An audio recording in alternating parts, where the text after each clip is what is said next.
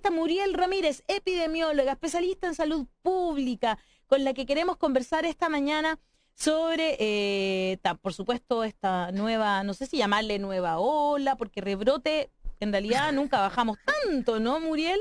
Y además, Sí. sobre las vacunas y todo lo que significan. Hay mucha también desconfianza que tiene que ver también con la desconfianza, evidentemente, en las instituciones y en quienes nos gobiernan. Muriel Ramírez, bienvenida a La Voz de los que Sobran. Hola Alejandra, ¿cómo están? Daniel, veo ahí, Hassan, ¿qué tal? Muy bien, contentos de tenerte esta mañana, primero, porque después de que la última vez que conversamos, eslogan, podríamos llamarlo, un buen eslogan, no siempre los eslogans son malos, en este caso es bueno, la vacuna eres tú. Nosotros Sí. lo adquirimos y lo hemos estado ahí masificando lo más que se puede. La vacuna eres tú. Nos encantó esa vez que conversamos contigo. Muriel, primero la situación en el país. Se mantuvo la fase 2 ayer, había mucha expectativa sobre eso, se pensaba que algunas comunas de la región metropolitana iban a pasar a fase 1. Sin embargo, se mantuvo la fase 2 en la región metropolitana, dijo ayer Catherine Martorell, hasta por lo menos el 4 de enero. Eso sí, se adelantó el toque de queda a las 22 horas a partir del sábado 26 de diciembre. Y también, bueno, se ha hablado de un brote, eso ya lo vamos a hablar, en la Antártica chilena de 36 casos positivos. Pero partamos por lo que está pasando en la región metropolitana y en otros centros urbanos del país como Concepción, ¿no es cierto?, Valparaíso, Viña, están todos los centros comerciales abarrotados de gente. ¿Qué es lo que te parece de lo que está pasando y si te parece bien que se haya mantenido la fase 2 para la región metropolitana completa? Mira, a ver, yo creo que aquí hay que volver a insistir en que Santiago no es Chile. Qué buena es. La segunda ola ha estado presente ya hace varias semanas, complicando el sur del país. Así es. E incluso en Magallanes prácticamente un tercer brote. Nosotros acá en nuestra región también tenemos unas ciudades o valles también con un tercer brote. Y nunca el país como todo ha sido capaz de controlar el contagio. Estuvimos prácticamente 3 meses con alrededor de 1.000 casos diarios permanentemente, 1.000 casos nuevos, y ahora ya subimos, ¿no es cierto? Ya estamos cerca de los 2.000 alrededor en promedio Claro. en la última semana. Y entonces, esperable porque prácticamente no se ha cerrado nunca las actividades y bueno, las personas ya estamos cansadas, la verdad. Claro. Por un lado, algunas personas que hemos tenido ciertas posibilidades de hacer teletrabajo y nos hemos quedado en la casa y nos hemos cuidado de esa forma, saliendo poco, exponiéndose poco. Y otras personas que no tienen esa posibilidad han tenido que salir a trabajar. Hubo una apertura completa prácticamente hace 2 meses, los últimos 2 meses, digamos. Y bueno, esto de volver, retroceder a ciertas fases es esperable porque el contagio no ha sido bien controlado. Ahora, la comunicación de riesgo de las autoridades, y yo lo he dicho desde el principio, no es adecuada. Y por lo tanto, las personas no han hecho suya la posibilidad de prevención, porque no se les ha hecho partícipe de eso. Ahora, en este momento ya se sabe mucho más del virus y de cómo se contagia que cuando recién empezamos. Y no se ha aprovechado ese conocimiento para hacer campañas adecuadas, educativas, flexibles según cómo se va evolucionando la epidemia. Ya se sabe que el virus se transmite por aerosoles. ¿Eso qué significa? Pequeñas partículas de virus que quedan flotando en el aire en lugares cerrados sin ventilación. Y eso es lo que más está influyendo en el contagio. Y las personas, lamentablemente, no están utilizando bien la mascarilla. No hay un concepto de que y un manejo del propio riesgo que se corre al ir a un lugar cerrado sin ventilación y las personas utilizan la mascarilla por cualquier lado, debajo de la nariz, no se cubren. Si uno les dice por favor cúbrase y te increpan, ¿no es cierto? Claro. Contestan de mala manera. Y en el fondo así es como estamos. Además las aglomeraciones, bueno, en los lugares abiertos a lo mejor el riesgo no es tanto, pero en los lugares cerrados sin ventilación, ahí sí. Y esto de tenernos encerrados en las casas desde las 10 de la noche, en realidad, claro, uno entiende que puede haber una que otra fiesta clandestina por ahí, que esos son los que producen los brotes, pero no es la mayoría de las personas. Entonces, ¿por qué nos tienen que cerrar a todas las 10 de la noche? Cuando aquí lo que hay que hacer es fortalecer la trazabilidad y hacer una campaña educativa para que las personas puedan manejar su riesgo cuando salen y cuando están, ¿no es cierto?, en lugares cerrados, utilizar bien la mascarilla, una buena mascarilla de buena calidad cuando uno sabe que va a estar en un lugar cerrado sin ventilación por más de media hora, 15 minutos. Y dejar la mascarilla de género para andar en la calle. Exacto. Pero en realidad, ¿por qué nos encierran a las 10 de la noche? No tiene ningún sentido. Entonces ahí es donde, claro, no hay comunicación de riesgo efectivamente, porque, claro, como que parece muy importante no hacer fiesta, evidentemente, porque uno se va a ver con mucha gente, pero claramente ese no es el punto, ¿no? Luego, además, sale el ministro de Salud, el ministro de Salud, a decir que es una persecución cuando se muestra el presidente sin mascarilla. Que, sí. Por cierto, o sea, suponemos que la principal autoridad del país debe cumplir con las normas que todos estamos cumpliendo y mejor aún, ¿no? Como que debería ser al revés. Por supuesto, pero ha sido la tónica, ¿no es cierto?, en todo el manejo de la epidemia que hemos tenido durante ya 9 meses. Sí. Muriel, tengo una pregunta, si usted, a ver, 2 cosas. Uno, usted dice algo que yo encuentro que tiene toda la razón. Bueno, yo encuentro que todo lo que usted dice tiene la razón, pero especialmente, especialmente 2 cosas. Conocemos más el virus. Por lo tanto, sí, como conocemos más el virus, podemos decir, señores, si usted usa la mascarilla de forma inteligente, etcétera, la usa bien, usa las mejores mascarillas cuando se va, y ojo, aglomeraciones en lugares cerrados, no vaya a lugares cerrados con gente que conozca. Entonces, no es tan difícil. Lugares cerrados, ojo, mascarilla bien usada, lávese sí, las manos, la lávese las manos, no toque a otro, mantenga su distancia. Podemos controlar el virus con esas simples indicaciones. Use mascarilla en lugares cerrados y en lugares públicos también, pero en lugares cerrados especialmente. No se junte con otros en lugares cerrados. Lávese las manos, no toque a otros, mantenga distancia. Ya con eso debería bajar potencialmente el contagio, porque son las medidas que ya en el mundo completo se descubrió, ¿cierto? Se transmite por aerosol, gotitas dando vuelta en el aire, ya lo sabemos. Eso es una cosa.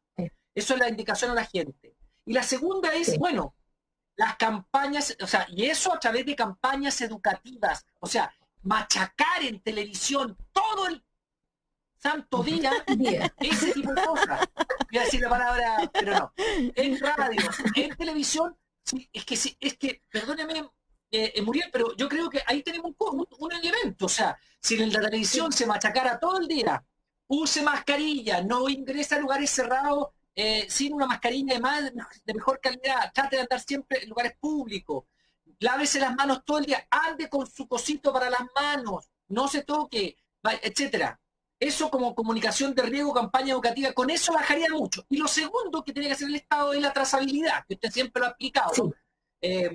Ver que las personas que están contagiadas, trazar, testeo, trazabilidad, aislamiento. Claro. Testeo, claro. Ya. Con eso podríamos avanzar mucho más bajando el nivel. ¿O estoy equivocado, doña Muriel?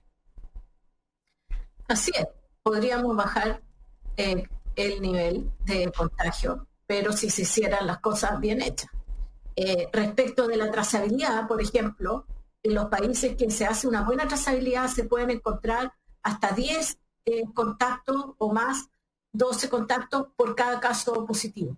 Y nosotros acá en Chile tenemos un promedio de 3 personas por cada caso positivo.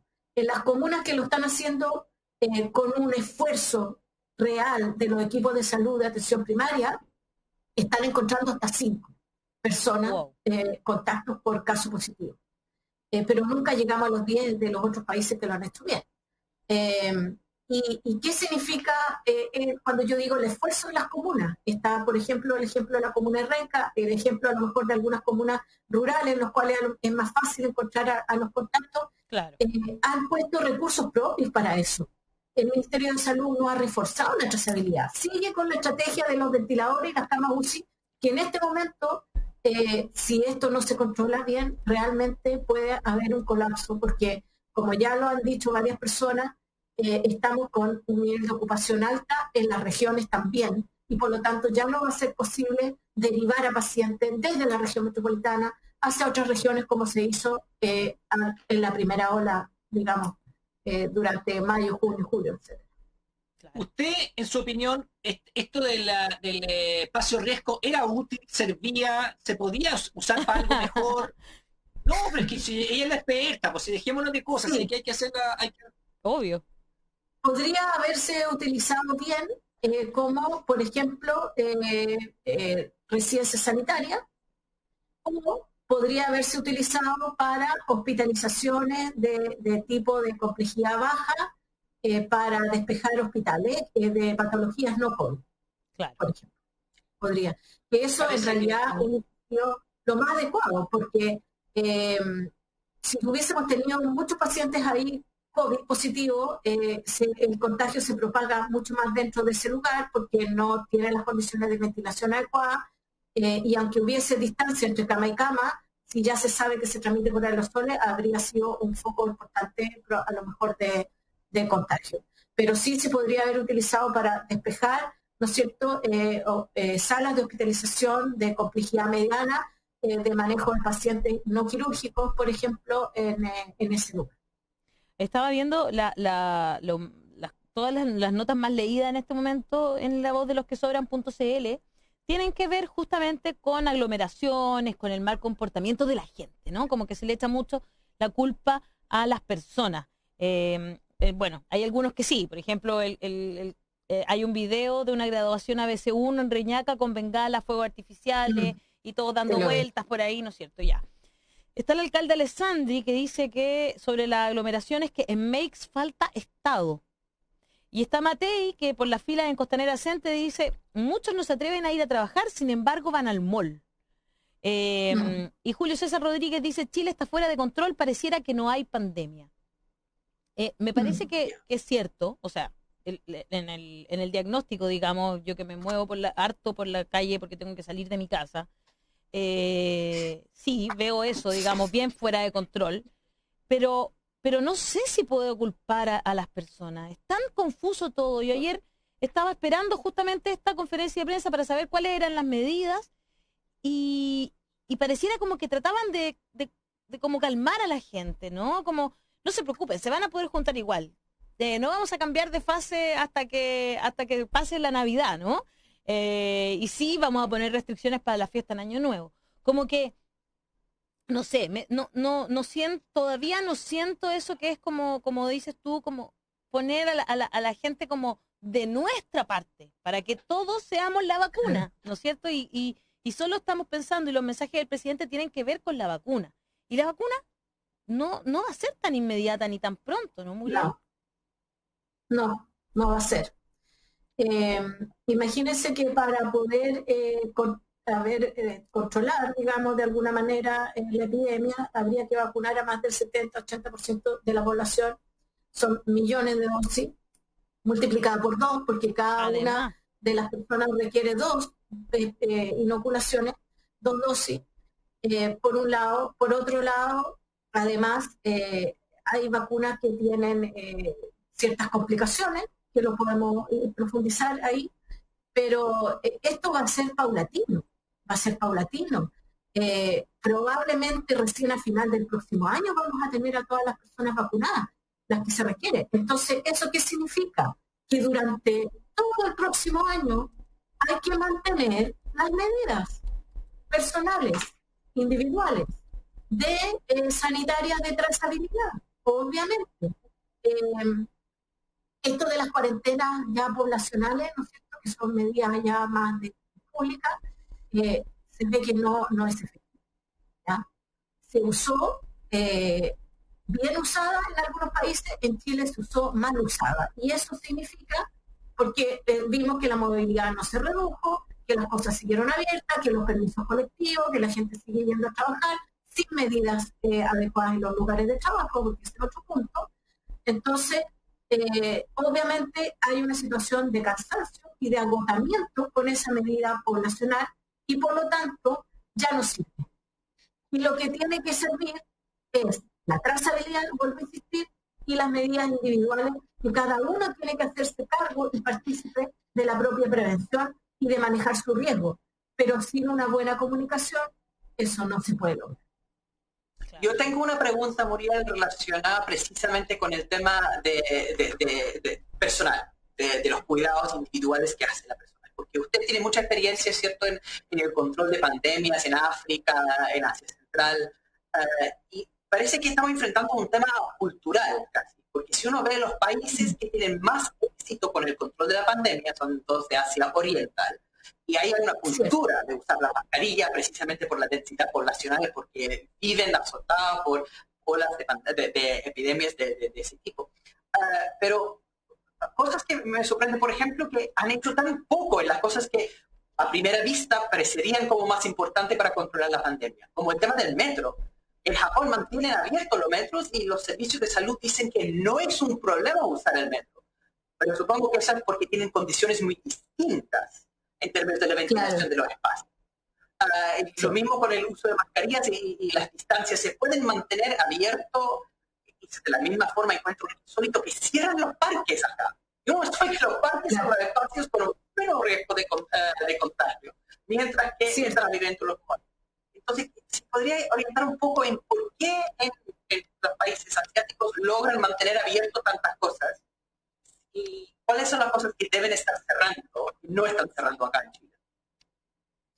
Mira, efectivamente, a principios de los 2000 ocurrió la epidemia del SARS, ¿no es cierto?, en Asia, que es lo que golpeó muy fuerte a esos países, porque era un virus un poco menos contagioso que este, que es el SARS-2, ¿no es cierto?, CoV-2, pero era mucho más letal, ¿ya?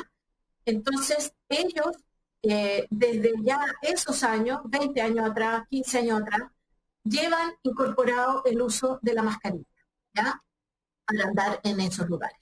Luego, acá en Chile, primero, las medidas se han tomado sin tomar en cuenta las evidencias. Ya sabemos que los expertos tampoco nos escuchan, ni a nosotros, ni al propio Consejo Asesor, ¿no es cierto?, que también han dejado recomendaciones de lado.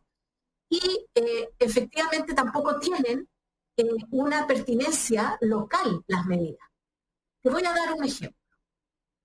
En las regiones costeras, como donde yo me encuentro, ¿no es cierto?, había durante la cuarentena total estos permisos para sacar a pasear a los niños, ¿ya? A pasear digo yo porque como que fueran mascotas, ¿ah? Entonces el permiso había que sacarlo solamente los días de semana, no podíamos salir con los niños los fines de semana. Los días de semana que los niños estaban en clase, y más encima no podías salir a más de 1 kilómetro de distancia de tu hogar.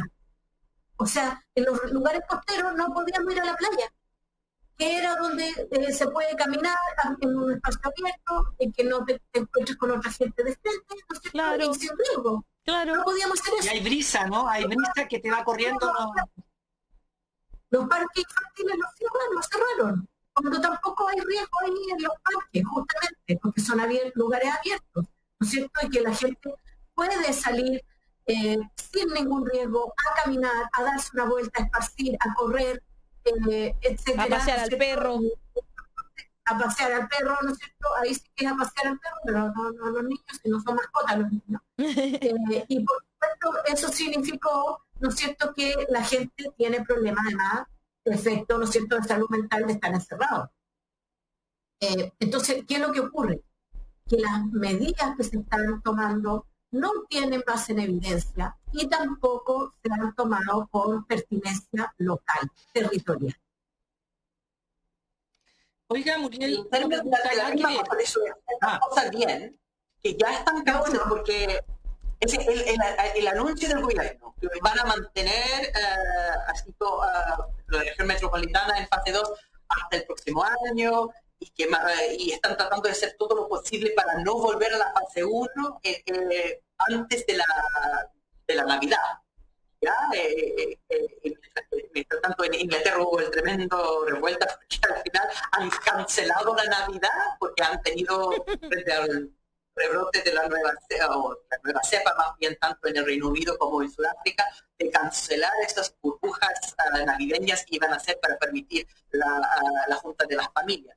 Puesto que el gobierno evidentemente está tratando de postergar decisiones para mantener la Navidad, no sé si como celebración social o como protección del comercio, pero de todas formas lo quieren hacer. Pero mi pregunta es, ¿qué va a pasar, piensas tú, después? Como en enero, ¿vamos a volver muy rápidamente a la fase 1 entonces? Es que eso es lo que se está viendo que no sirve de mucho. Si es que no se cumple la cuarentena. Al contrario, trae más efectos negativos, sobre todo desde el punto de vista de salud mental. Entonces aquí la estrategia hay que cambiarla, creo.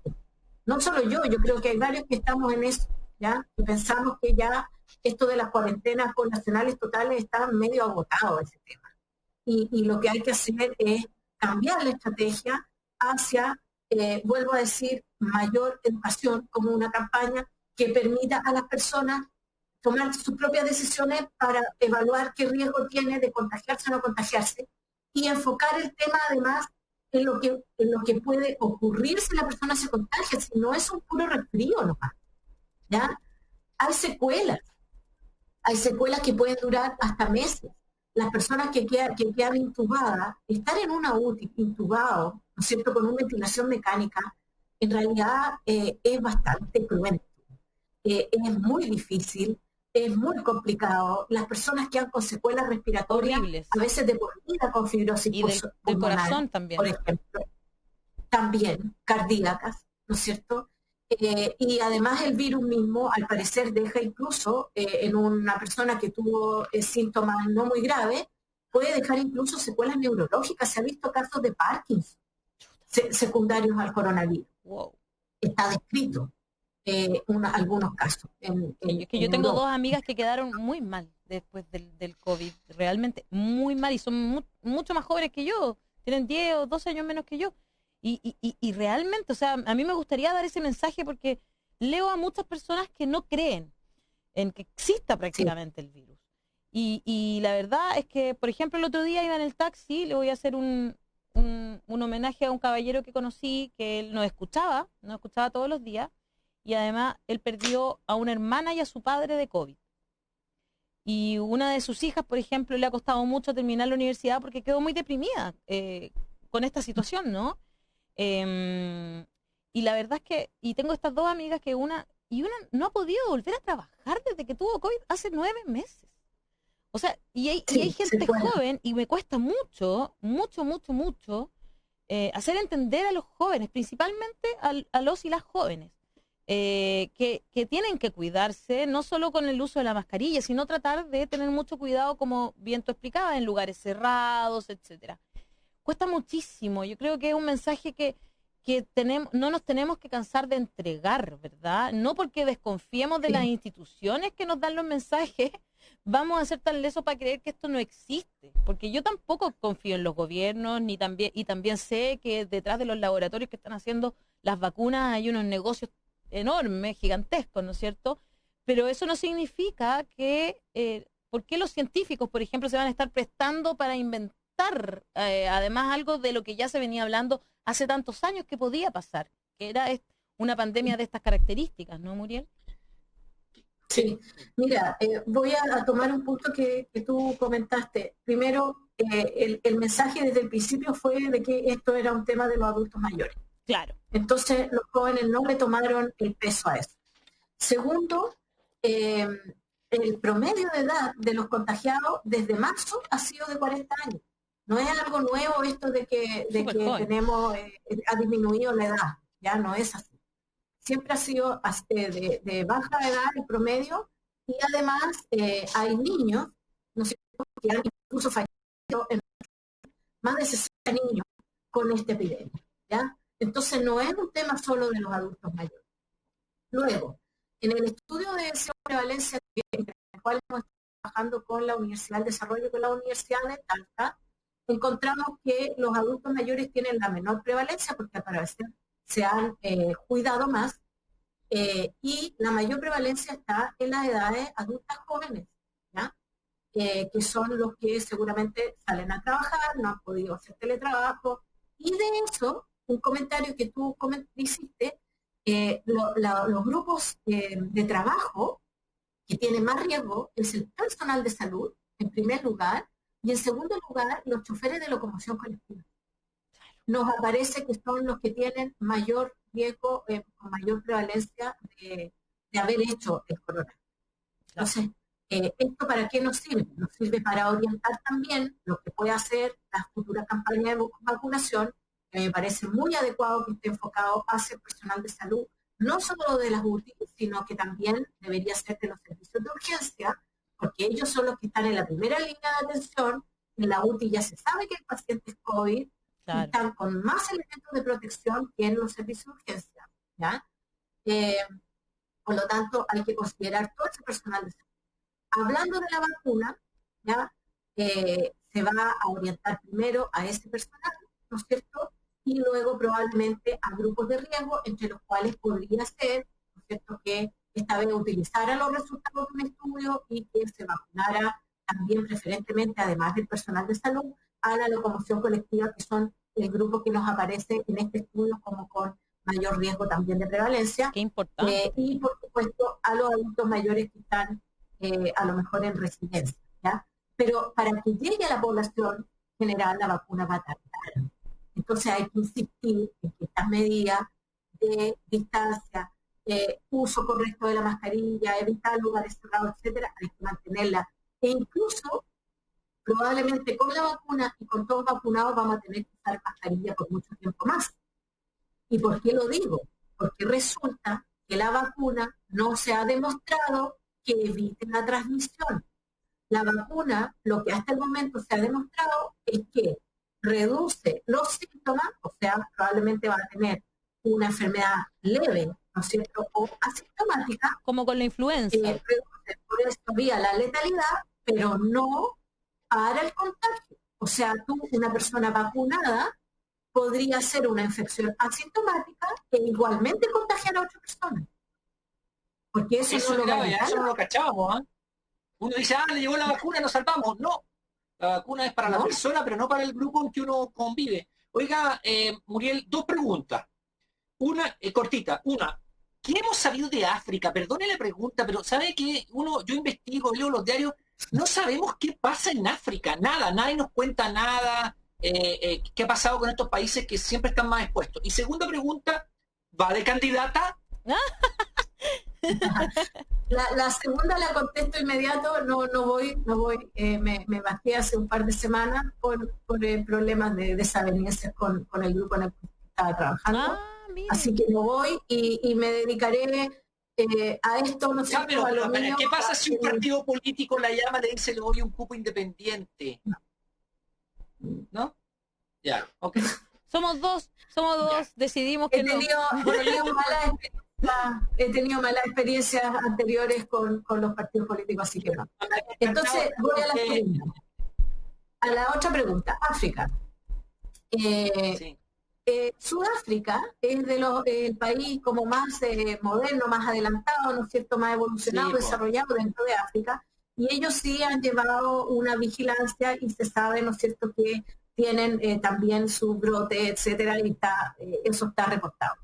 Lamentablemente, en los otros países, que son subdesarrollados realmente, te lo digo por experiencia propia, ¿no es cierto?, que hay hospitales en que ni siquiera hay electricidad, entonces compran petróleo, hacen andar el equipo electrógeno, se acabó el petróleo, no hay electricidad en el hospital. Claro. O sea, me consta, porque lo viví, ¿ya? Entonces, en esos lugares no existe ni siquiera la posibilidad de hacer diagnóstico PCR. Por lo tanto, si uno mira, yo el otro día estuve mirando los reportes de algunos de los países que me interesan, que es Tanzania, que es donde yo más tiempo estuve, ¿no es cierto? Y en ese país no hay reportes de coronavirus, pero sin embargo tienen un tremendo brote de influenza. Entonces, probablemente lo que ha ocurrido es que no están diagnosticando, por lo tanto no están reportando, pero sí están diagnosticando otra infección respiratoria que antes no era tan frecuente como puede ser la influenza. Entonces, lo más probable es que ahí lo que está ocurriendo es que sí hay brote, pero no lo vemos, porque no lo están diagnosticando y por lo tanto no lo reportan. Muriel, ¿usted está de acuerdo en que deberían cerrarse las fronteras, como ha pedido el Colegio Médico? Porque de verdad es que dicen que se cerraron las fronteras, pero sigue el aeropuerto abierto. Ayer yo veía imágenes del aeropuerto de Santiago llenísimo. Es que me dio vergüenza cuando escuché a la subsecretaria decir eso, realmente increíble.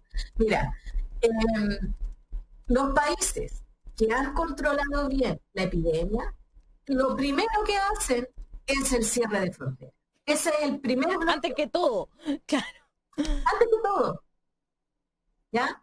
Entonces, claro, ahora sacaron, ¿no es cierto?, esto de que las personas que vienen del Reino Unido no pueden entrar, y los que vienen de fuera, lo que deberían hacer es agarrar a esas personas y hacerle un aislamiento, ¿no es cierto?, y una cuarentena por 14 días y no mandarlos para casa, sino que mandarlos directamente a una residencia sanitaria. Exacto. Porque el riesgo no es solamente venir de un país, sino que vienes en un avión, ¿no es cierto?, y además estuviste en un aeropuerto, y los aeropuertos son lugares cerrados sin ventilación. Y te puedo decir, porque un colega, ¿no es cierto?, del grupo de los 40, anda de viaje en este momento en Europa, ¿ya? Tuvo su pelea durante el fin de semana, que estuvo en Londres, esperando otro vuelo, y la aerolínea tiene como protocolo que el uso de la mascarilla, se la pueden sacar la mascarilla siempre y cuando estén a más de 2 metros de distancia de otra persona. Y es un lugar cerrado sin ventilación. O sea, muérete de miedo estar en ese aeropuerto. Claro. Porque lo más probable es que puedas contagiarte. Claro. O sea, deberían cerrar las fronteras y no lo han hecho, digamos.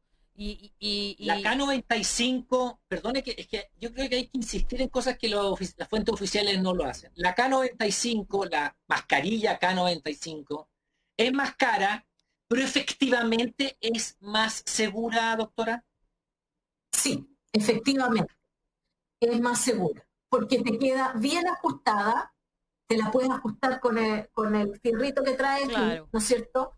Te protege hasta abajo, te queda muy bien ajustada, muy poco espacio libre, casi nada, y el material es bastante, o sea, filtra 95%. ¿Ya? Y la otra, la quirúrgica, esa. bien puesta, esta quirúrgica, bien puesta, más o menos protege un 80%. Porque deja espacio. Si tú te la pones, ahí, claro, baja acá, claro. Y luego te la ajustas. Esa es la mejor cuando uno usa lente. Es de la mejor porque se puede ajustar aquí. Y entonces no entra tanto... Y te deja espacios acá al lado. ¿No es cierto? Estas a mí me quedan grandes porque yo tengo la cara chica. La tengo acá para mostrar, pero no es la que gusta. ¿Ya? Yo tengo la cara grande. Yo uso la cara ajustada. Es la mejor. Dentro de las políticas públicas, dentro de las políticas públicas, ¿debería haber una distribución de mascarillas? Sería súper bueno, la verdad. Es que hay tanta cosa que este gobierno no hace, bueno. Es que sí que da rabia, es impresionante, realmente. Sí. O sea, bueno, y el apoyo social para las familias que tengan que hacer su claro, obvio. Y apoyo social sin condiciones, porque empiezan con las focalizaciones y qué sé yo, y esta familia queda afuera y uno nunca entiende por qué, si están todos cesantes quedaron afuera. Y también llegaron cajas de alimentos a personas que no las necesitaban. Exacto. Entonces, te digo, a mí me trajeron acá, bueno, yo no la acepté, pero en realidad debía haberla aceptado y haberme chocado la gente que me toca el timbre todos los días pidiendo comida. Porque eso es verdad. Muriel, todos los días. Sí, ya estamos terminando el programa, pero antes de terminar, me gustaría preguntarle si siente que ese mensaje, la vacuna eres tú, sigue estando vigente. Absolutamente vigente, porque dijimos ya, la vacuna va a tardar en llegar, vamos a tardar al menos un año en poder vacunar a todas las personas, y acá la vacuna Pfizer, que es la primera que está llegando, tiene muchas complicaciones de logística, que el país, yo realmente creo que acá el comité de vacunas debería hacer una estrategia muy especial, distinta de lo que se hace siempre en una campaña de vacunación. Por ejemplo, esta vacuna Pfizer dejarla para las ciudades grandes, porque requiere este congelador, supercongelador, ¿no es cierto?, que son de menos 70 grados, que son muy caros, ¿ya? Tengo entendido que vale como más de 3 millones de pesos un congelador. Además, puente aéreo para poder, ¿no es cierto?, mantener la vacuna congelada, y no se puede después, si uno saca esa vacuna a un refrigerador normal de la cadena de frío, entre 2 y 8 grados, menos 2 y menos 8, no puede estar más de 5 días en ese refrigerador. Wow. Entonces, es prácticamente imposible de utilizar en los pueblos y en los sectores rurales. Claro. Sino que hay que focalizarla para hospital, probablemente, y además hay que hacer una capacitación para las personas de los vacunatorios, porque no es la típica forma de vacunar. Esa vacuna viene en un frasquito con una solución congelada, ¿ya? Hay que diluirla con 1,8 ml de suero. Ese diluyente más la jeringuilla hay que comprarla aparte y almacenarla aparte, ¿ya? Chuta. Y una vez que está diluida, se debe, ¿no es cierto?, batir un poco, y de ahí pueden sacarse entre 6 y 7 dosis, porque cada dosis es de 0,3 ml. El gobierno dijo que eran 4 dosis, pues no, son entre 6 y 7 dosis. O sea, no sé, a lo mejor ni saben lo que compraron, digo yo. Bueno, claro. Porque este diluyente viene aparte, la jeringuilla aparte, almacenarla aparte, se requiere hacer la solución, y se debe utilizar hasta no más de 30 minutos de haberse fabricado, digamos, compuesto la solución. Perfecto. O sea, dura 30 minutos a la temperatura, ¿ya? Entonces, hacer este tipo de vacunación va a requerir una capacitación especial para el personal de salud. Las otras vacunas que lleguen, que no requieran esta temperatura, ¿ya? Puede ser manejada con cadena de frío normalmente, lo que está acostumbrado el sistema de salud, y esa va a ser la vacuna que se deba probablemente utilizar en las ciudades más pequeñas y en los sectores rurales, ¿ya? Lo otro, como van a haber varias vacunas, la propuesta sería, o la recomendación sería, que a cada región se utilice siempre la misma vacuna. O sea, claro, que si empecé la de Pfizer aquí, siga con la de Pfizer aquí. Si empecé con la de AstraZeneca, no sé, en mi región de Coquimbo, sigo con AstraZeneca en la región de Coquimbo. Claro. Porque eso te va a facilitar la vigilancia y el seguimiento y el monitoreo que tiene que haber posterior a la vacunación. Porque eso sí que tiene que hacerse sí o sí.